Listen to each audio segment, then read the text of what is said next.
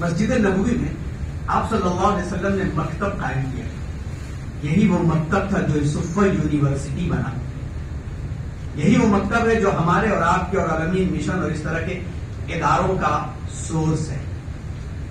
اور نبی کریم صلی اللہ علیہ وسلم جب مسجد میں نکلتے تھے، ایک کتاب کا نام ہم بتا رہے ہیں، اگر آپ نوٹ کرنا چاہیں اردو اگر نوٹ کرتے ہیں تو اردو میں نوٹ کر لیجیے. ایک کتاب کا نام ہے جو مکتب پڑھانے والے ہر استاد کو پڑھنا ضروری ہے. مناظر احسن گیلانی رحمۃ اللہ علیہ کی کتاب ہے. مناظر احسن گیلانی رحمۃ اللہ علیہ کی کتاب ہے. کتاب کا نام ہے خیر القرون کی درسگاہیں اور ان کا نظام تعلیم. پھر سے دہراتے ہیں، خیر القرون کی درسگاہیں. خیر القرون کا مطلب خیر القرون کرنی ثم الذین یلونہم وسط الحدیث، یعنی حضور کا دور اور صحابہ کا دور.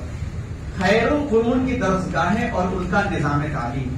آپ جب اس کتاب کو پڑھیں گے تو آپ کا دل لگ جائے گا کہ مکتب پڑھانا تو میرے لیے سب سے بڑی کامیابی کی دلیل ہے.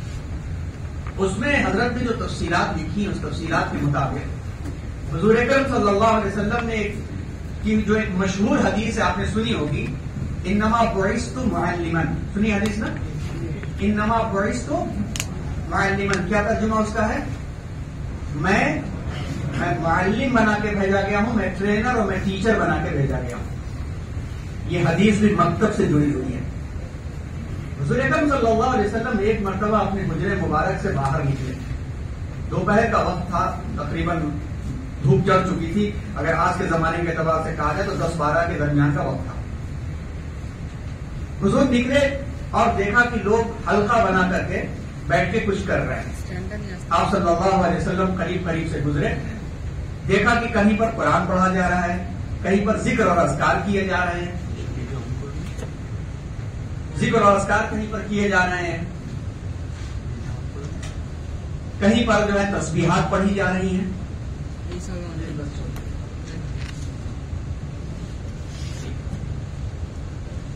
بات کیا چل رہی تھی؟ کس حدیث کی تشریح؟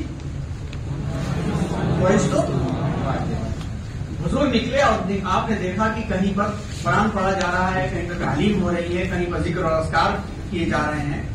آپ صلی اللہ علیہ وسلم نے فرمایا ہر ایک خیر کا کام کر رہے ہیں. اور یہ فرماتے ہوئے آپ صلی اللہ علیہ وسلم اس حلقے کے پاس بیٹھ گئے جہاں پہ قرآن کی تعلیم ہو رہی تھی، اور آپ نے فرمایا سب خیر پر ہیں لیکن میں معلم بنا کے بھیجا گیا ہوں. اور آپ صلی اللہ علیہ وسلم اس مکتب میں بیٹھ گئے، یعنی اولین استاد مکتب کے رسول اللہ صلی اللہ علیہ وسلم.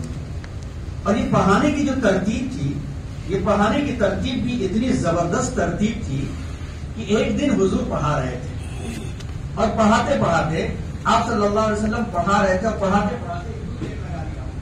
ایسے ٹیپ لگا ٹیپ دبا کے آپ صلی اللہ علیہ وسلم نے ایسے ٹیپ لگا.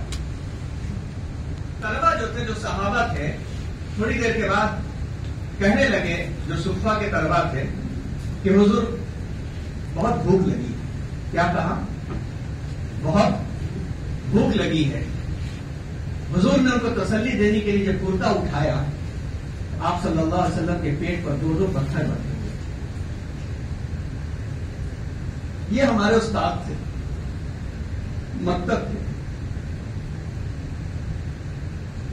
پیٹ پر پتھر باندھنا جانتے ہیں کس کو کہتے ہیں؟ بھوک کے مارے جب کمر سیدھی نہیں ہوتی، ہم لوگ تو امیجن بھی نہیں کر سکتے. ہم لوگ تو کھا کر کے پیٹ بڑھا رہے ہیں اپنا، آدھا کھاتے ہیں آدھا کچرے میں پھینکتے ہیں. حضور چاہتے تو جنت سے دسترخوان اترتا یا نہیں اترتا؟ جبریل امین دسترخوان سجانے والوں میں بنتے.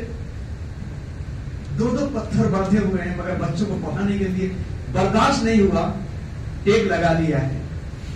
اور اسی قسم کا ایک واقعہ یہ بھی ہے، حضرت عائشہ عائشہ رضی اللہ تعالیٰ عنہ کی ایک رات اچانک آنکھ کھلتی ہے.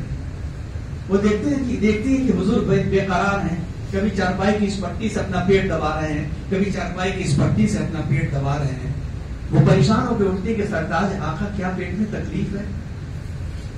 کیا پیٹ میں تکلیف ہے آپ کے؟ حضور نے کہا نہیں عائشہ، بھوک نہیں برداشت ہو رہی. آج تو ہفتہ ہو گیا چولہا جلے ہوئے نا. ایسے آقا نے بچوں کی تعلیم اور تربیت کی خاطر پیٹ پر 2 پتھر، اس جگہ پہ 2 پتھر باندھ کر کے تعلیم دیا ہے، اور اس تعلیم کو ہم تک بچایا ہے اور ہمیں اور آپ کو اس میں شامل کیا ہے، تو ہم مکتب کو پڑھانے میں اپنے لیے آر اور شرف کیوں محسوس کرتے ہیں؟ کیوں محسوس کرتے ہیں اپنے آپ کو؟ کھا کر کے ہماری حالت کیا ہو گئی؟ مریض بن گئے. ذہنی غلامی ایسی غلامی ہوئی کہ اس غلامی کے تحت ہمیں اس کے علاوہ نظر نہیں آتا.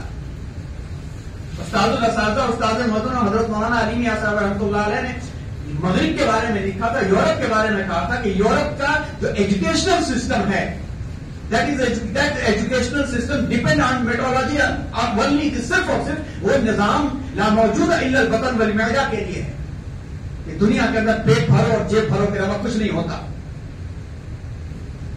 لیکن ہمارا نظام پیٹ بھرو جیب بھرو کا نہیں تھا، مگر ہم نے لے لیا اس کو. پیٹ بھرو اور جیب بھرو کا نظام ہم نے لے لیا. اور اس چیز کو، جس کو یہ بات کہی جاتی تھی، حضرت نے ایک مرتبہ اس بات کو کہا تھا، ہر چیز چھوڑ کر کے مکتب کی تعلیم کو مضبوط کرنے کے لیے، کیونکہ یہی وہ تعلیم ہے جس میں آپ کی جتنی محنت ہو گئی، بچہ آپ رام کرشنا آشرم میں ڈال دیجیے، کسی مشنری ایجوکیشنل سسٹم میں ڈال دیجیے، وہ بگڑے گا نہیں. تو پہلی بات ہمارے ذہن میں رہنا چاہیے کہ بچوں کی داستان کہاں لکھی جا رہی ہے؟ وہ آپ کے ہاتھوں لکھی جا رہی ہے. اللہ جزا خیر فرمائے حیدر بھائی کو، اور جزا خیر فرمائے پوری جماعت کو، جو اتنا بڑا نظام سنبھال رہے ہیں، جہاں پہ ہزاروں ہزار بچوں کی داستان لکھی جا رہی ہے. اور پہلی ملاقات ان سے جو بنگلور میں ہوئی، اسی عنوان سے ہوئی کہ جناب نور الاسلام صاحب کے امین مشن کا ایک درد ہے کہ وہاں پر جیب بھرنے اور پیٹ بھرنے کے لیے تو بہت ہی اچھے انتظامات ہیں، لیکن یہ حضرات کی کامیابی ہے کہ وہ روح بھرنے کا انتظام کر رہے ہیں. اور وہ چاہتے ہیں کہ ہمارے پاس ایسے افراد کی ایک جماعت ایسی بن جائے کہ ہماری ان تمام بچوں کی روح کی غذا کو بھرنے کا کام کرے. کہ آپ سے امیدیں، بنگلہ میں تو انہوں نے جو بات کہی، بنگالی ہمیں نہیں آتی، لیکن مفہوم کچھ نہ کچھ تو سمجھ میں آ رہا تھا. ان کا جو درد تھا وہ آپ کے لیے تھا، ورنہ اتنی بڑی تقریر انہوں نے وہاں بھی نہیں کی. حالانکہ بڑے اسکالر نہیں ہے، وہاں جو پروگرام چل رہا وہاں اتنی بڑی تقریر نہیں کی. انہوں نے جو درد کا اظہار کیا وہ آپ کے سامنے کیا کہ جو کچھ بھی امیدیں ہیں وہ آپ سے ہیں. اور اللہ تبارک و تعالیٰ نے اس نظام کو رسول اللہ صلی اللہ علیہ وسلم کے ذریعے سے اتنا منظم فرمایا کہ آپ جیسے ہم نے بتایا بھی، مکتب کا مفہوم بتایا. مکتب کے سب سے پہلے استاد کون تھے؟ رسول اللہ صلی اللہ علیہ وسلم. اور اس زمانے میں سیدنا حضرت عمر فاروق رضی اللہ تعالیٰ عنہ کے زمانے میں مکتب کا سسٹم سب سے زیادہ منظم ہو چکا تھا. علامہ شبلی نعمانی کے فاروق میں بھی پڑھیے تو پتا چلے گا کہ حضرت عمر فاروق رضی اللہ تعالیٰ عنہ نے اپنے زمانے میں جو سرحد کے علاقے تھے، جہاں جہاں تک عالم اسلام پھیلا تھا، وہاں پر 1 لاکھ کے قریب مکتب قائم کروایا تھا. 1 لاکھ کے قریب مکتب قائم کروایا تھا، اور ہر مکتب کے پڑھانے والے کی ایک تنخواہ مقرر کیا تھا. صحابہ کہاں تنخواہ لینے والے؟ لیکن سیدنا حضرت عمر نے فرمایا کہ آپ کو نہیں لینا، لے کے بیت المال میں جمع کر دو، لیکن آپ کو لینا ہی پڑے گا تاکہ کسی بچے کی جیب پر نظر نہ رہے کہ اس کو اچھا پڑھائیں کہ اس کا باپ مالدار ہے تو ہمیں کچھ دے گا. اور اس وقت انہوں نے 15 درہم طے کیے تھے، اور آج کے اعتبار سے ایک دن ہم ریشیو نکال رہے تھے کہ 15 درہم کا 18 سے 22 ہزار روپے بنتا ہے. مکتب کے اساتذہ کی اتنی بڑی قدر تھی، اور پورے دن کے لیے نہیں تھے. مکتب کا جو نظام تعلیم تھا فجر کے بعد سے لے کر کے صلاۃ الضحیٰ یعنی چاشت کی نماز تک تھا، 4 گھنٹے کا سلسلہ تھا، اور 4 گھنٹے کے بعد پھر اپنے معمولات میں لوگ لگ جایا کرتے تھے. مکتب کے اساتذہ کے 3 درجے تھے.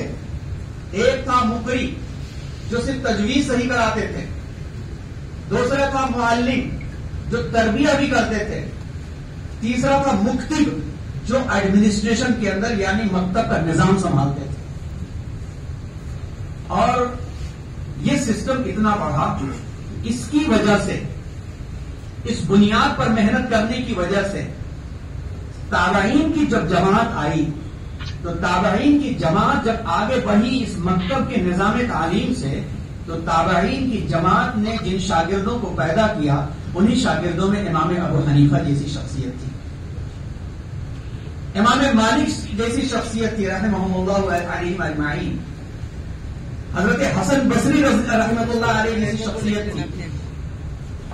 اور عورتوں کے لیے بھی مکتب کا بڑا مضبوط نظام تھا،